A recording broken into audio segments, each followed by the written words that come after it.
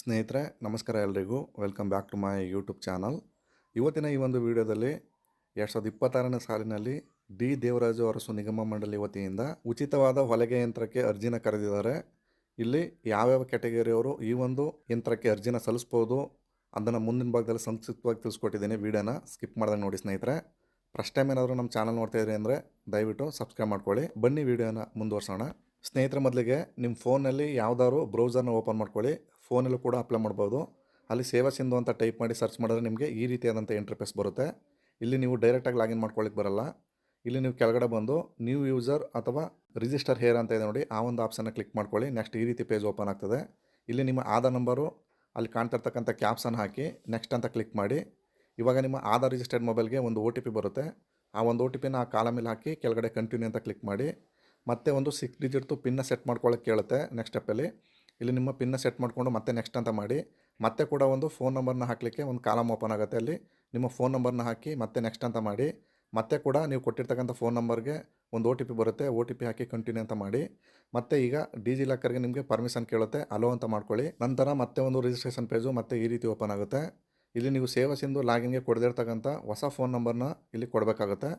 ನೀವು ಹಿಂದೆ ಕೂಡ ಕೊಟ್ಟಿರಬಾರ್ದು. ಆ ಫೋನ್ ನಂಬರ್ನ ಕೊಟ್ಟು ಇಲ್ಲಿ ಒಂದು ಪಾಸ್ವರ್ಡ್ನ ಸೆಟ್ ಮಾಡ್ಕೊಳ್ಳೋಕೆ ಹೇಳುತ್ತೆ. ಇಲ್ಲಿ ಎಕ್ಸಾಂಪಲ್ ಕೊಟ್ಟಿದ್ದಾರೆ, ಆ ರೀತಿ ಒಂದು ಪಾಸ್ವರ್ಡ್ನ ಸೆಟ್ ಮಾಡ್ಕೊಳ್ಳಿ. ನಂತರ ಅಲ್ಲಿ ಕಾಣ್ತಾ ಇರ್ತಕ್ಕಂಥ ಕ್ಯಾಪ್ಸನ್ನು ಹಾಕಿ ಮತ್ತೆ ಕೆಳಗಡೆ ಬಂದು ನೀವು ಸಬ್ಮಿಟ್ ಅಂತ ಕ್ಲಿಕ್ ಮಾಡಿ. ಇವಾಗ ಸ್ನೇಹಿತರೆ ಮತ್ತೆ ನೀವು ಇವಾಗ ರಿಜಿಸ್ಟ್ರೇಷನ್ ಪೇಜಲ್ಲಿ ಕೊಟ್ಟಿರ್ತೀರಲ್ಲ ಹೊಸ ಫೋನ್ ನಂಬರು, ಆ ಫೋನ್ ನಂಬರ್ಗೆ ಒಂದು OTP ಸೆಂಡ್ ಆಗುತ್ತೆ. ಆ OTPನ ಹಾಕಿ ನೀವಲ್ಲಿ ವ್ಯಾಲಿಡೇಟ್ ಅಂತ ಕ್ಲಿಕ್ ಮಾಡಬೇಕಾಗತ್ತೆ. ವ್ಯಾಲಿಡೇಟ್ ಅಂತ ಕ್ಲಿಕ್ ಮಾಡಿದ ನಂತರ ಸಕ್ಸಸ್ಫುಲ್ಲಾಗಿ ನಿಮ್ಮ ಅಕೌಂಟು ರಿಜಿಸ್ಟ್ರೇಷನ್ ಆಗುತ್ತೆ. ಇವಾಗ ಮತ್ತೆ ಹೋಮ್ ಪೇಜಿಗೆ ಬನ್ನಿ. ನೀವಿಲ್ಲಿ ಕ್ರಿಯೇಟ್ ಮಾಡ್ಕೊಳಕ್ಕೆ ಕೊಟ್ಟಿರ್ತೀರಲ್ಲ ಫೋನ್ ನಂಬರು, ಅಲ್ಲಿ ಕಾಣ್ತಾ ಇರೋ ಕ್ಯಾಪ್ಸನ್ನು ಹಾಕಿ ನೀವು ಲಾಗಿನ್ ಮಾಡ್ಕೋಬೋದು. ಒಂದು ವೇಳೆ ಅಲ್ಲಿ ಪಾಸ್ವರ್ಡ್ ಗೊತ್ತಿಲ್ಲ ಅಂದರೆ ಗೆಟ್ OTP ಅಂತ ಕ್ಲಿಕ್ ಮಾಡು ಕೂಡ OTP ಮುಖಾಂತರನೂ ಕೂಡ ಲಾಗಿನ್ ಮಾಡ್ಕೋಬೋದು.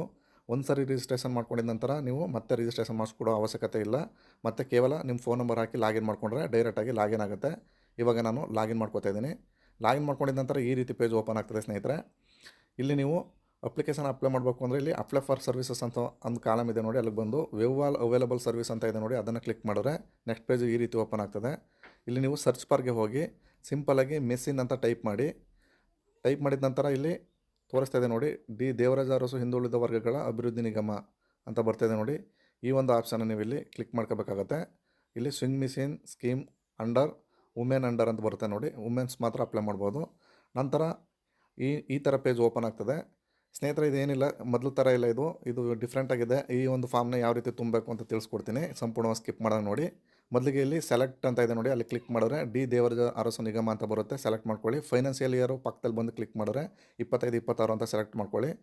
ನಂತರ ಆಧಾರ್ ಅಥೆಂಟಿಕೇಷನ್ ಅಂತ ಕೇಳುತ್ತೆ, ಅದನ್ನು ಕ್ಲಿಕ್ ಮಾಡಿದ್ರೆ ಇಲ್ಲಿ ಮೊದಲೇ ಕೂಡ ನೀವು ಆಧಾರ್ ಅಥೆಂಟಿಕೇಷನ್ನ ಮಾಡಬೇಕಾಗತ್ತೆ. ನೀವು ನೆಕ್ಸ್ಟ್ ಪೇಜ್ ಬಂದಾಗ ಇಲ್ಲಿ ನಿಮ್ಮ ಆಧಾರ್ ನಂಬರ್ನ ಹಾಕಿ ಅಲ್ಲಿ ಕನ್ಸಲ್ಟ್ ಬಾಕ್ಸ್ ಇದೆ, ಅದನ್ನು ಕ್ಲಿಕ್ ಮಾಡಿ ಕೆಳಗೆ OTPನ ಸೆಲೆಕ್ಟ್ ಮಾಡಿಕೊಂಡು OTP ಪಡೆಯಿರಿ ಅಂತ ಕ್ಲಿಕ್ ಮಾಡಿ. ಇವಾಗ ನಿಮ್ಮ ಆಧಾರ್ ರಿಜಿಸ್ಟರ್ಡ್ ಮೊಬೈಲ್ಗೆ ಒಂದು OTP ಸೆಂಡ್ ಆಗುತ್ತೆ. ಅಲ್ಲಿ ಒಂದು ನೆಕ್ಸ್ಟ್ ಕಾಲಮ್ಗೆ ಬಂದಿರತಕ್ಕಂಥ OTPನ ಹಾಕಿ ಕೆಳಗಡೆ ಬಂದು ಸಲ್ಲಿಸಿ ಅಥವಾ ಸಬ್ಮಿಟ್ ಅಂತ ಕ್ಲಿಕ್ ಮಾಡ್ತು ಅಂದರೆ ನಿಮ್ಮದು ಆಟೋಮೆಟಿಕ್ಕಾಗಿ ಈ ರೀತಿ ಕ್ಲಿಕ್ ಕೇರ್ ಟು ರಿಟರ್ನ್ ಅಂತ ಬರುತ್ತೆ. ಕ್ಲಿಕ್ ಮಾಡಿದ್ರೆ ಹೋಮ್ ಪೇಜಿಗೆ ಹೋಗುತ್ತೆ. ಇವಾಗ ಗೆಟ್ ಡೀಟೇಲ್ಸ್ ಅಂತ ಆಧಾರ್ ಡೀಟೇಲ್ಸ್ ಅಂತ ಕ್ಲಿಕ್ ಮಾಡ್ತು ಅಂದರೆ ನಿಮ್ಮ ಹೆಸರು, ಹಾಗೆ ನಿಮ್ಮ ಏಜು, ಹಾಗೆ ನಿಮ್ಮ ರೇಷನ್ ಕಾರ್ಡ್ ನಂಬರು ಆಟೋಮೆಟಿಕ್ಕಾಗಿ ಫೆಚ್ ಆಗುತ್ತೆ. ಇಲ್ಲಿ ನೀವೇನು ಟೈಪ್ ಮಾಡೋ ಅವಶ್ಯಕತೆ ಇಲ್ಲ. ಸ್ನೇಹಿತರೆ ಸಿಂಪಲಾಗಿ ಇಲ್ಲಿ ಅರ್ಜಿದಾರರ ತಂದೆ ಅಥವಾ ಪತಿ ಪೋಷಕರ ಹೆಸರನ್ನ ಹಾಕಬೇಕು. ನಂತರ ಅಲ್ಲಿ ಜೆಂಡರ್ನ ಸೆಲೆಕ್ಟ್ ಮಾಡ್ಕೊಳ್ಳಿ. ನಂತರ ಇಲ್ಲಿ ಕೆಳಗಡೆ ಬಂದು ಸೆಲೆಕ್ಟ್ ದ ರಿಲಿಜನ್ ಅಂತ ಕೇಳುತ್ತೆ. ಇಲ್ಲಿ ಕೇವಲ ಹಿಂದೂಗಳು ಮಾತ್ರ ಅಪ್ಲೈ ಮಾಡ್ಬೋದು, ಸೆಲೆಕ್ಟ್ ಆಗುತ್ತೆ. ನಂತರ ನಿವಾಸ ಕರ್ನಾಟಕ ಅಂತ ಇರುತ್ತೆ.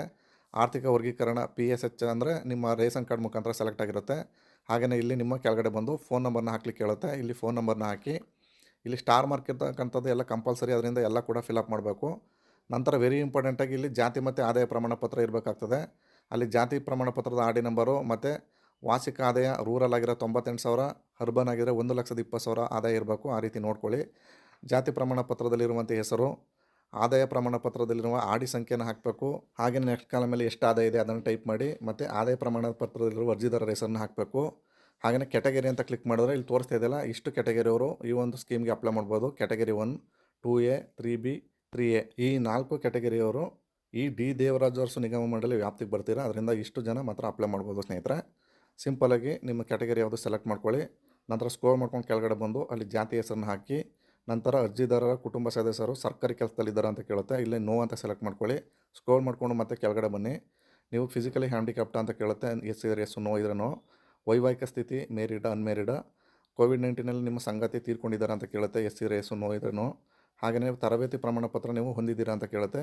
ಇದೇ ಸ್ನೇಹಿತರೆ ಇಂಪಾರ್ಟೆಂಟಾಗಿ ಈ ಒಂದು ಸರ್ಟಿಫಿಕೇಟ್ ನಿಮ್ಮ ಬಳಿ ಇರಲೇಬೇಕು. ನೀವು ಟೈಲರಿಂಗ್ ವೃತ್ತಿಯನ್ನು ಪಡೆದಿರ್ತಕ್ಕಂಥ ತರಬೇತಿ ಆ ಒಂದು ಪ್ರಮಾಣ ಪತ್ರ ನಿಮಗೆ ಬೇಕಾಗ್ತದೆ. ಈ ಒಂದು ಪ್ರಮಾಣ ಪತ್ರ ನಾವೇ ಕೂಡ ಮಾಡಿಕೊಡ್ತೀವಿ. ನಿಮಗೆ ಅವಶ್ಯಕತೆ ಇತ್ತು ಅಂದರೆ ಇಲ್ಲಿ ಸ್ಕ್ರೀನ್ ಮೇಲೆ ನಾನು ವಾಟ್ಸಪ್ ನಂಬರ್ ಕೊಟ್ಟಿರ್ತೀನಿ. ಆ ನಂಬರ್ಗೆ ನೀವು ಕಾಂಟ್ಯಾಕ್ಟ್ನ ಮಾಡ್ಬೋದು. ನಾವು ಸರ್ಟಿಫಿಕೇಟ್ನ ಆನ್ಲೈನಲ್ಲಿ ಮಾಡಿ ನಿಮಗೆ PDF ಕಳಿಸ್ಕೊಡ್ತೀವಿ. ಇಲ್ಲಿ ಫೀಸ್ ಆಗುತ್ತೆ, 600 ರೂಪೀಸ್ ಫೀಸ್ ಆಗುತ್ತೆ. ಆ ಫೀಸ್ನ ನೀವು ಮೊದಲೇ ಕೂಡ ಪೇ ಮಾಡಬೇಕಾಗತ್ತೆ.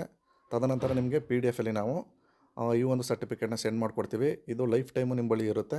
ಈ ಒಂದೇ ಸ್ಕೀಮ್ಗೆ ಅಂತಲ್ಲ, ನಿಮಗೆ ಎಲ್ಲ ಸ್ಕೀಮ್ಗೆ ಬ್ಯಾಂಕಲ್ಲಿ ಸಾಲ ಸೌಲಭ್ಯ ಪಡೀಲಿಕ್ಕೂ ಕೂಡ ಈ ಒಂದು ಸರ್ಟಿಫಿಕೇಟು ಯೂಸ್ ಆಗುತ್ತೆ. ಈ ಒಂದು ಸರ್ಟಿಫಿಕೇಟ್ನ ಲಾಸ್ಟಲ್ಲಿ ನೀವು ಅಪ್ಲೋಡ್ ಮಾಡಲಿಕ್ಕೆ ಕೇಳುತ್ತೆ. ನೀವು ಅಲ್ಲೇ ಅಪ್ಲೋಡ್ ಮಾಡಬೇಕಾಗುತ್ತೆ ಸ್ನೇಹಿತರೆ.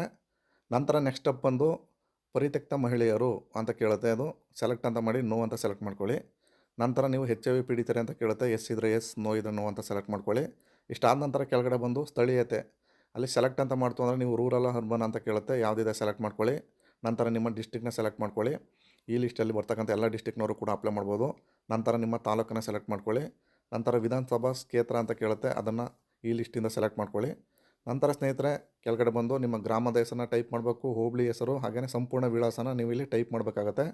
ನಂತರ term and condition I agree ಅಂತ ಕ್ಲಿಕ್ ಮಾಡ್ಕೊಳ್ಳಿ. ಮೇಲೆ ಆಯ್ಕೆಯಾದ ನಿಗಮದಿಂದ ಹಿಂದುಳಿದ ವರ್ಗಗಳ ಕಲ್ಯಾಣ ಇಲಾಖೆ ಸಾಲ ಸೌಲಭ್ಯವನ್ನು ಪಡೆಯಲು ನಾನು ಅರ್ಜಿನ ಸಲ್ಲಿಸಿದ್ದೀನಿ, ಈ ಮೂಲಕ ತಿಳಿಸ್ತೀನಿ. ಮತ್ತು ನಾನು ಈ ಹಿಂದೆ ಈ ಒಂದು ವರ್ಷದ ಹಿಂದೆ ಯಾವುದೇ ತರಹದ ಈ ಬೆನಿಫಿಟ್ನ ಈ ಒಂದು ನಿಗಮ ಮಂಡಳಿಯಿಂದ ಪಡೆದಿಲ್ಲ ಅಂತ ಈ ಮೂಲಕ ದೃಢೀಕರಿಸ್ತೀನಿ ಅಂತ ನೀವು ಟರ್ಮ್ ಆ್ಯಂಡ್ ಕಂಡೀಷನ್ ಬಾಕ್ಸ್ನ ಕ್ಲಿಕ್ ಮಾಡಬೇಕಾಗತ್ತೆ. ಅದನ್ನು ಸರಿಯಾಗಿ ಒಂದು ಸರಿ ಓದ್ಕೊಳ್ಳಿ. ಎಲ್ಲ ಓದ್ಕೊಂಡಿದ್ದ ನಂತರ ಸ್ಕ್ರೋಲ್ ಮಾಡ್ಕೊಂಡು ಕೆಳಗಡೆ ಬಂದು ಅಲ್ಲಿ ಕಾಣ್ತಾ ಇರ್ತಕ್ಕಂಥ ಕ್ಯಾಪ್ಸನ್ನು ಫಿಲಪ್ ಮಾಡಿ ಸಬ್ಮಿಟ್ ಅಂತ ಕ್ಲಿಕ್ ಮಾಡ್ತು ಅಂದರೆ ವೆರಿ ಸಿಂಪಲ್ ಸ್ನೇಹಿತರೆ. ನೆಕ್ಸ್ಟ್ ಸ್ಟೆಪ್ಪಲ್ಲಿ ಒಂದು ಪ್ರಿವ್ಯೂ ಬರುತ್ತೆ, ಪ್ರಿವ್ಯೂನ ಕ್ಲಿಕ್ ಮಾಡ್ಕೊಳ್ಳಿ. ನಂತರ ಅಟ್ಯಾಚ್ ಅನೆಕ್ಸರ್ ಅಂತ ಬರುತ್ತೆ, ಅದನ್ನು ಕ್ಲಿಕ್ ಮಾಡಿಕೊಂಡ್ರೆ ನಿಮಗೆ ನೆಕ್ಸ್ಟ್ ಸ್ಟೆಪ್ಪು ಓಪನ್ ಆಗ್ತದೆ. ನೆಕ್ಸ್ಟ್ ಸ್ಟೆಪ್ಪಲ್ಲಿ ನೀವು ಸಿಂಪಲಾಗಿ ಇಲ್ಲಿ ಕೊಟ್ಟಿದ್ದಾರೆ ನೋಡಿ, ಟ್ರೈನಿಂಗ್ ಸರ್ಟಿಫಿಕೇಟ್ ಅಂತ. ಈ ಒಂದು ಸರ್ಟಿಫಿಕೇಟ್ ನಾನು ಮೊದಲೇ ಹೇಳಿದ್ನಲ್ಲ, ನಾವು ಮಾಡ್ಕೊಡ್ತೀವಿ ಸರ್ಟಿಫಿಕೇಟ್ ಅಂತ. ಆ ಒಂದು ಸರ್ಟಿಫಿಕೇಟ್ನ ನೀವು ಇಲ್ಲಿ ಸ್ಕ್ಯಾನ್ ಮಾಡಿ ಅಪ್ಲೋಡ್ ಮಾಡಬೇಕಾಗುತ್ತೆ.